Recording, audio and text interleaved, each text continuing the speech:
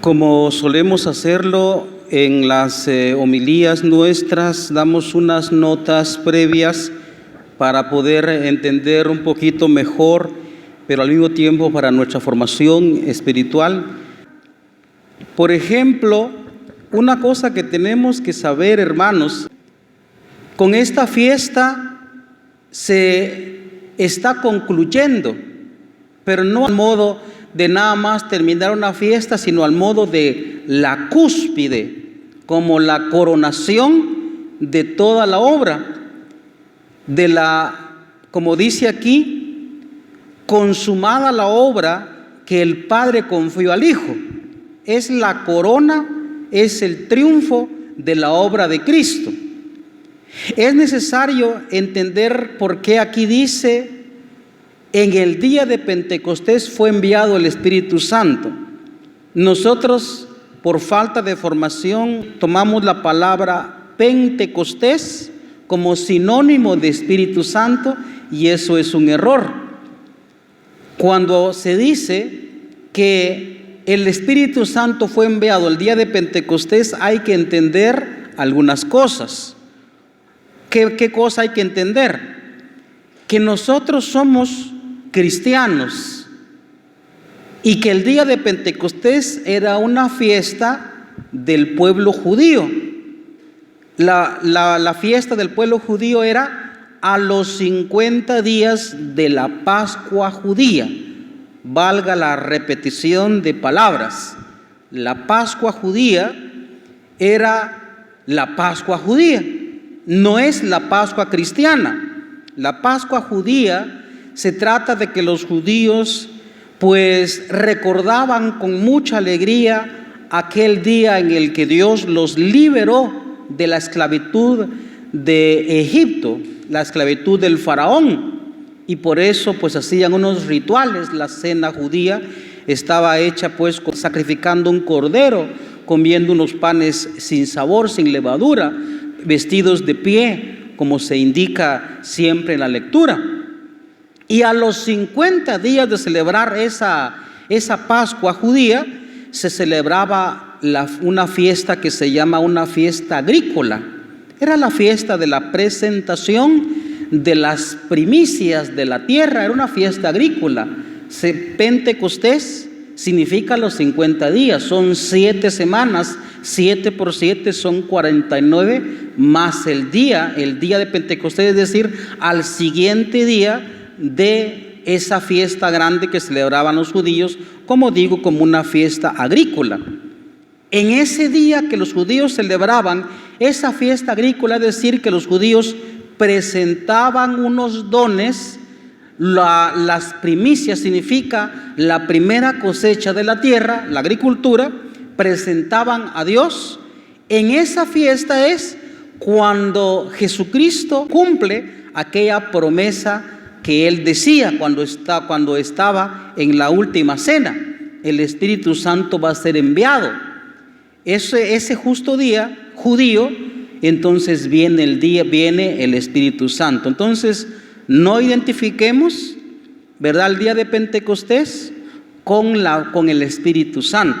Lo que pasa es que ese día es que fue enviado. Entonces eso es necesario hacerlo. Es necesario hacerlo porque necesitamos nosotros conocer más nuestra fe. Voy a repetir la lectura de la Constitución Dogmática Lumen Gentium sobre la Iglesia del Concilio Vaticano II. Consumada la obra que el Padre confió al Hijo, en la tierra fue enviado el Espíritu Santo en el día de Pentecostés. Ahora ya se entiende como mejor. Estamos entonces, como decíamos anteriormente, en la cúspide de la obra de Jesús. Estamos en la entronización, estamos en lo más principal. Eso es necesario, hermanos, conocerlo. También quisiéramos en este sentido hablar un poquito de esta fiesta con lo que hemos escuchado en la vigilia de Pentecostés. Creo que es necesario hacer esta predicación Porque, hermanos, en la actualidad, lastimosamente, una sociedad, como diría en palabra de Santa Teresa de Jesús, una sociedad descreída. Hoy nosotros podemos fijarnos que también estamos en una Babel, porque la sociedad está secularizada. Se puede decir de otra manera, está laicizada, como a veces incluso se repite en las palabras de gobierno. Somos una nación laica, dicen algunos políticos. O lo podemos decir de una manera un poquito más fuerte y un poquito más negativa. Lo podemos decir de esta manera: la sociedad está paganizada. Mucha gente ha dejado de creer en Dios. Por eso, fíjese que si uno ve, pero yo pienso que ustedes han visto en sus familias que hablamos lenguajes diferentes. Los papás no entienden a los hijos. Los hijos no entienden al papá. Los suegros no entienden a las nueras y a los yernos, y viceversa. De un pueblo a otro, hay veces somos tan diferentes y tan diversos que nos peleamos pueblos contra pueblos. Eso es, ¿por qué? Porque así como estaban haciendo esta gente, ¿verdad?, de que querían construir una ciudad sin Dios, vamos a hacernos famosos, vamos a hacer una ciudad. Ellos querían hacer una ciudad sin Dios. Y en la lectura parece que es el Dios el que baja para confundir la lengua de esta gente, y dice ahí: ningún proyecto les será imposible. Es decir, todo lo que emprendan prácticamente le va a resultar imposible. ¿Por qué? Al modo de la gente que quería construir esa torre de Babel, hoy queremos también construir nosotros sociedades sin Dios. Sociedades sin Dios. ¿Y eso qué implica?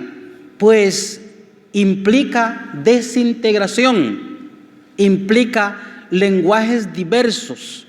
Por eso es necesario que nosotros ahora, en este siglo XXI, volvamos a Dios.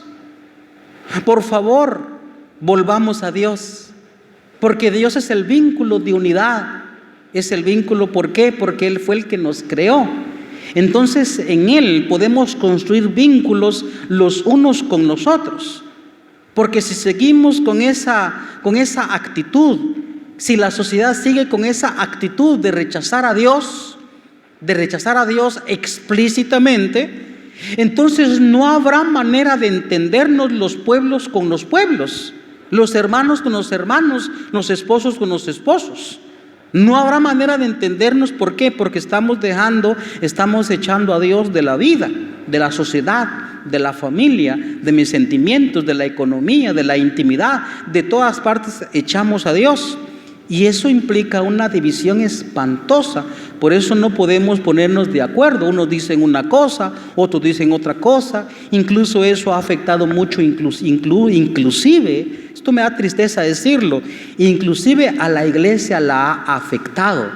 A los ministros nos ha afectado. Usted se da cuenta cómo un padre dice una cosa, otro padre dice otra cosa. Un catequista dice una cosa, otro catequista dice otra cosa. Y así sucesivamente, o sea que no solo la sociedad, sino también incluso en la iglesia a veces tenemos tantas contradicciones y no nos ponemos de acuerdo. Por eso es necesario volver a Dios, es necesario amar a Dios.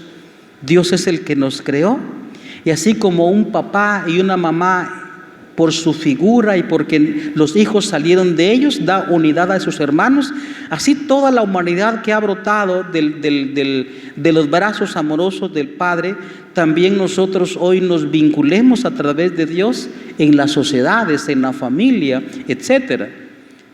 Y este día de Pentecostés, o más bien el día en que baja el Espíritu Santo, es la oportunidad maravillosa para poder realizar aquello.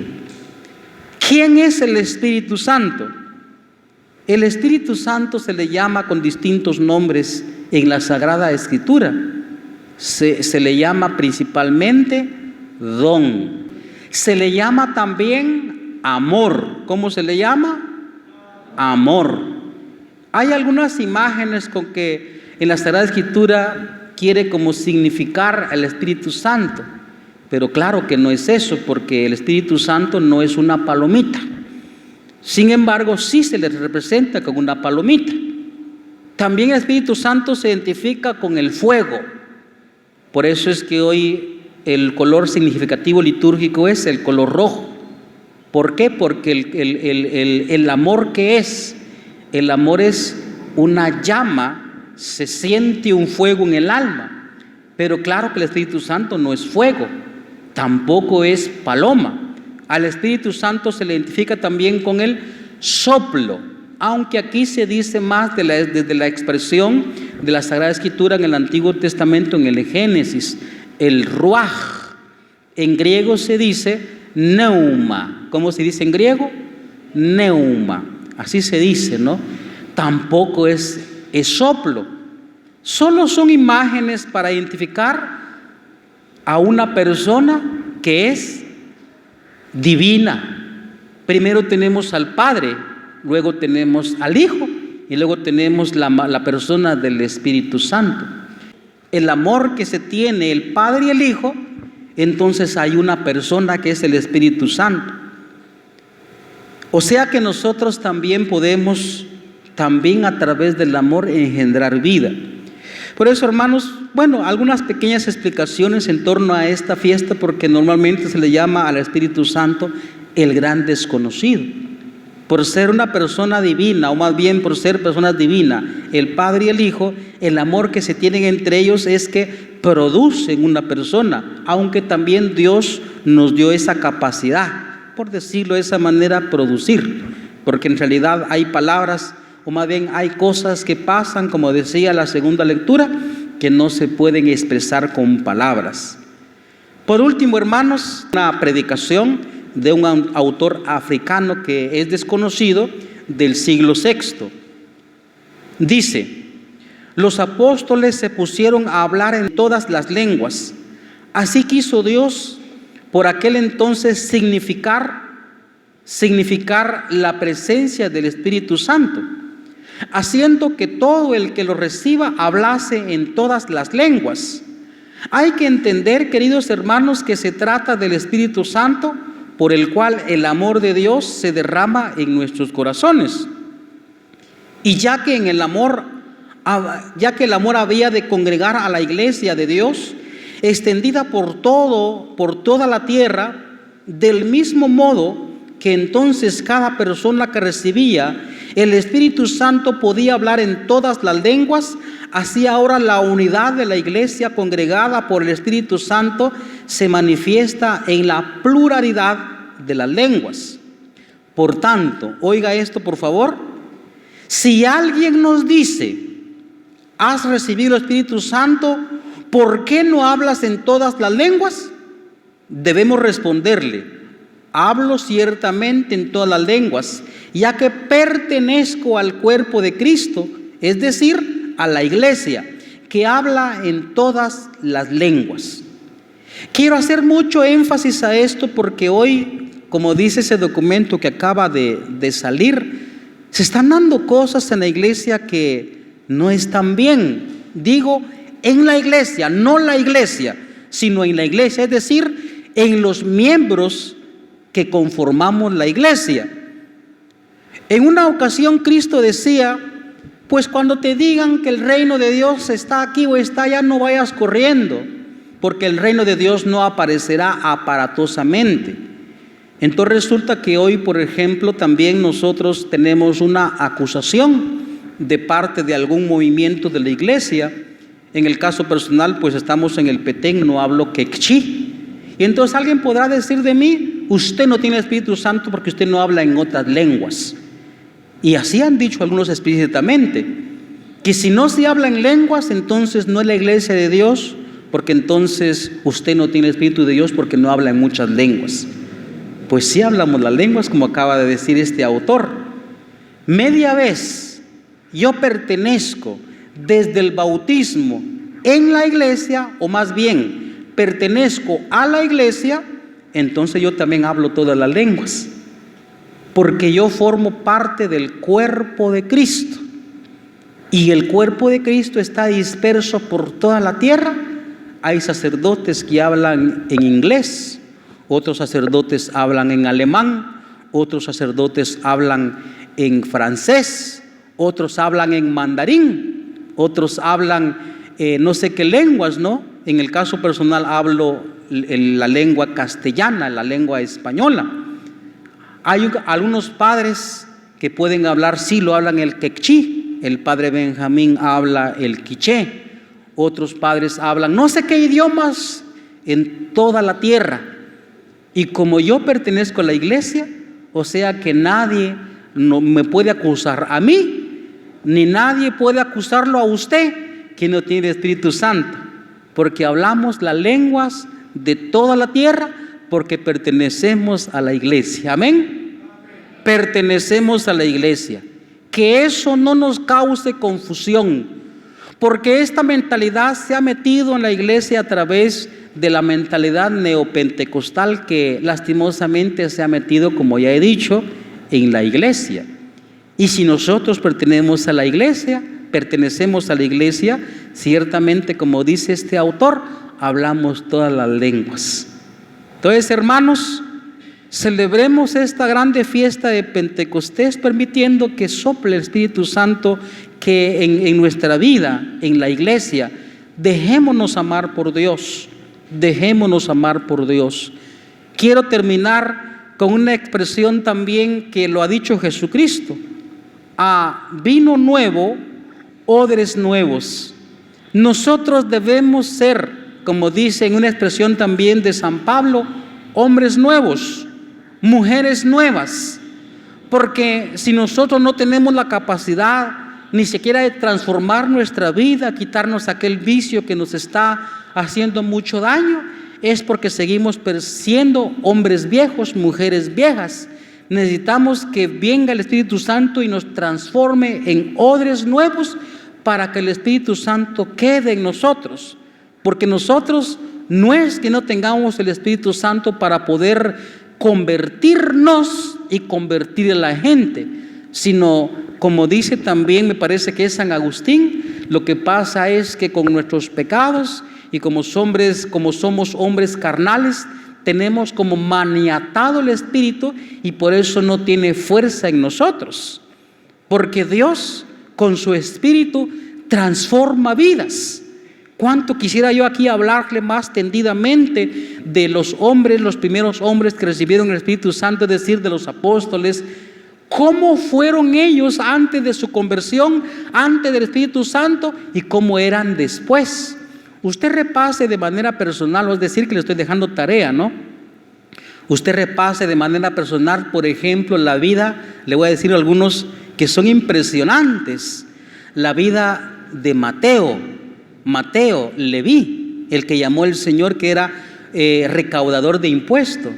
Repase cómo era él antes de que conoció a Cristo y después de que conoció a Cristo. Es una persona completamente diferente. Repase usted también la vida del gran apóstol San Pablo. Repase la vida de él y usted se dará cuenta cómo era él antes de su conversión y cómo fue después de su conversión.